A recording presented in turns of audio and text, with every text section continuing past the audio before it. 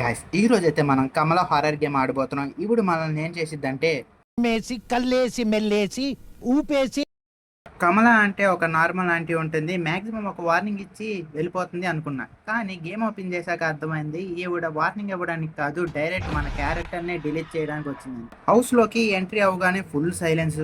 నేను హీరో లాగా స్లోగా నడుస్తున్నాను. బ్యాక్గ్రౌండ్లో హర్రర్ మ్యూజిక్ స్టార్ట్ అయింది. నా మైండ్లో మాత్రం బ్రో మనం ఎందుకు ఈ గేమ్ డౌన్లోడ్ చేసాం అని ఫీలింగ్ రన్ అవుతుంది. క్లూ కోసం సెర్చ్ చేస్తూ ఉంటే ఒక చిన్న సౌండ్ అయితే వచ్చింది. అరే మన ఆంటీ కాదేమో అని అనుకున్నా, కానీ తిరిగి చూస్తే మన కమల ఆంటీ. ఆమె నన్ను చూస్తుంది, నేను ఆమెను చూస్తున్నా.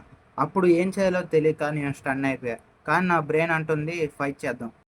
మళ్ళీ పుడతావా ఏంటి? హార్ట్ ఏమో నీ మొహం చూసావా ఎలా ఉందో, పారిపోరా బాబు అంటుంది.